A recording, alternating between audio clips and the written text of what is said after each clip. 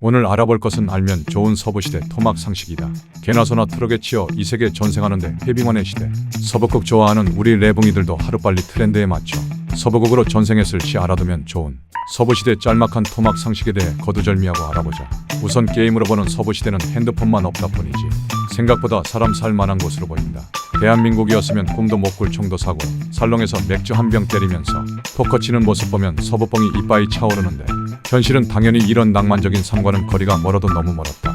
우선 서부시대로 당장 전생한다면 침대 위에서 편안하게 눈 감을 생각은 접는 게 좋다. 이유는 당연히 개판 5분 전인 치안 상황 때문인데 현대 미국에도 갱단들이 총 들고 단체로 설치면서 인명피해를 일으키는데 서부시대는 기관단총만 없지 빈도는 더 많아서 더 심하다.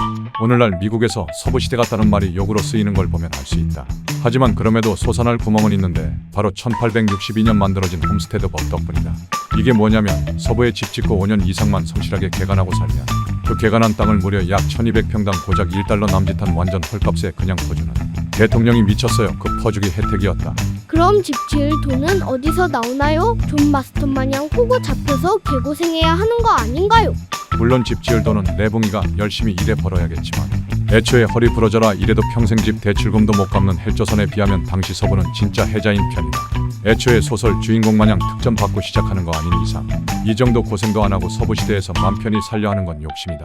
만약 진짜 돈 좀 날로 먹고 싶다면 한 가지 방법이 있긴 하다. 산삼 찾아다니는 신만이처럼 황금 찾아다니는 포티 나이너가 되면 된다. 1848년 8월 19일 미국의 신문사 뉴욕 헤럴드지가 캘리포니아주에 다량의 황금이 발견되었다는 소식을 미국 동부에 최초로 보도한 것이 그 시발점이 되어 1849년 골드러시가 시작되었기에 레붕이들도 그 사이에 껴서 황금 찾아 팔면 집 살 돈을 금방 마련할 수 있을 것이다. 물론 순전히 운빠르기에 성실하게 일할지 일확천금을 노릴지는 레붕이 선택이다. 참고로 우리가 잘 아는 청바지가 이때 탄생했다. 오늘날 미국의 가장 유명한 청바지 브랜드 중 하나인 리바이스의 창업주 리바이 스트라우스가 이 골드러시 때 미국으로 유입된 이민자였다. 그는 그냥 버리려던 텐트용 천을 재활용해 청바지를 만들어 입었는데 재질도 질기고 튼튼한 데다 아무렇게나 막 험하게 입어도 크게 더러워진 티가 나지도 않고 관리도 비교적 쉬웠기 때문에 굳은 일을 도맡아 하는 노동자들의 범용적인 작업복으로 딱 제격이었다. 덕분에 소치기와 광산이나 목장에서 일하는 수많은 노동자들이 즐겨 입었다. 만약 패션에 관심 있는 레붕이라면 남는 돈으로 청바지 하나 장만해 입어보도록 하자. 이제 기본적인 일자리와 집 장만 방법을 알았으니 본격적으로 살아남는 법에 대해 알아보자. 제일 좋은 방법은 집 짓고 거기서 사냥해서 자급자족하며 히키코모리 생활을 하는 게 제일 생존율이 높지만 난 죽어도 사람들이랑 교류 좀 하고 살란다 싶으면 보통 살롱으로 가는 편인데 여기서 노름파는 피하는 게 좋다. 물론 핸드폰도 없는 시대라 도파민이 부족해 술, 담배, 도박에 빠질 확률이 기하급수적으로 높긴 하지만 그것보다도 노름판엔 진짜 은둔 고수들이 숨어있을 확률도 높다.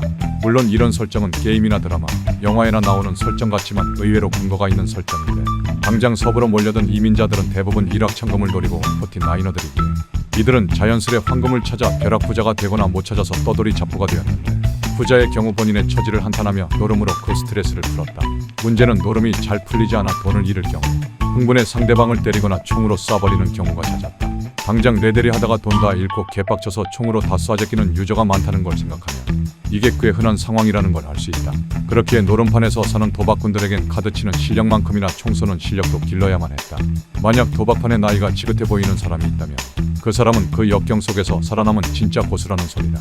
레붕이들은 어지간하면 노름은 구경만 하고 하더라도 혹여나 사기칠 생각은 하지 말자. 여긴 손모가지로 안 끝난다. 참고로 레데리온에선 존과 리케츠가 도박하다 개빡친 상대방에게 결투 신청을 받기도 하고 와이어트 어프에 절친 닥 할리데이는 실제로 총 실력만큼이나 훌륭한 도박꾼으로 이름 날렸다. 이런 할리데이의 실제 직업은 놀랍게도 치과 의사다.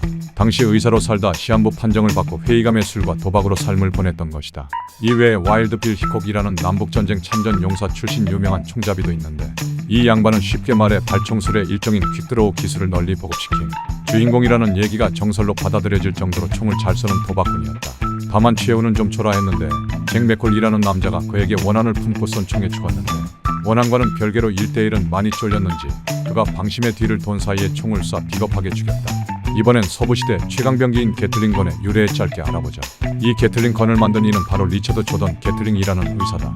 그는 계속되는 전쟁으로 죄 없는 청년들이 희생당하자 존나 센 무기를 만들어 그 무기가 죄 없는 청년들 대신 적을 쓸어버리면 청년들이 희생당하지 않을 것이라는 논리로 게틀링건을 만들었다. 하지만 노벨이 만든 다이너마이트가 그러했고 오펜하이머가 만든 원자폭탄이 그러했다. 게틀링건은 그 의도와 달리 오히려 더 많은 죄 없는 이들을 쓸어버리는 데 쓰여버린다. 그 다음은 술 좋아하는 내붕이들은 들어봤을 술잔 샷 글라스의 유래에 대해 알아보자.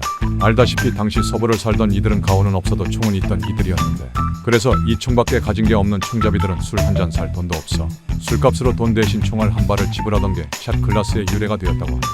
물론 총알 한 발로 살 수 있는 술은 적었기에 총탄 하나로 살 수 있는 적은 양의 위스키를 샷 글라스라고 부르기 시작했다는 게 익히 알려진 썰이다. 그럼 이제 도박 대신 도파민을 채워줄 오락거리가 무엇이 있는지 알아보자. 바로 와일드 웨스트 쇼라고 불리는 서커스 쇼다. 여기선 우리가 흔히 생각하는 서커스 쇼부터 당시 유행했던 총잡이들의 일대기를 소재로 공연을 펼쳐 인기가 상당했다. 다만 비정기 순회 공연이라 기회 놓치면 다음을 기약해야 한다. 참고로 앞서 소개한 와일드 빌 히콕 이 잠깐 이 서커스 단원으로 고용되어 일하기도 했다. 그 다음은 서부시대 미용실에 대해 한번 알아보자. 서부시대 미용실은 현대 미용실과 크게 다른 점은 없다. 차이점이라면 바리깡이 없어서 구렛나루를 좀 더 쉽게 지킬 수 있었을 것이다. 그 외에 사람들끼리 모여 친목을 다지는 등 현대의 미용실, 바버샵과 크게 다르지 않다. 마지막으로 카우보이의 유래와 모자에 대한 클리셰 하나만 짚고 가자.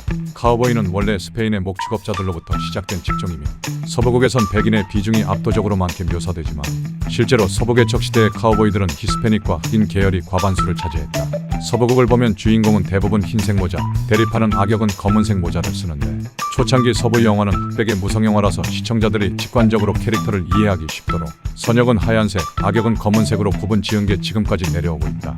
그래서 현대의 악의적인 해커를 블랙 해커, 이를 막아주는 해커를 화이트 해커라고 부른다. 지금까지 서부시대 토막 상식에 대해 알아보았다. 더 알고 싶은 정보가 있다면 댓글로 적어주길 바란다.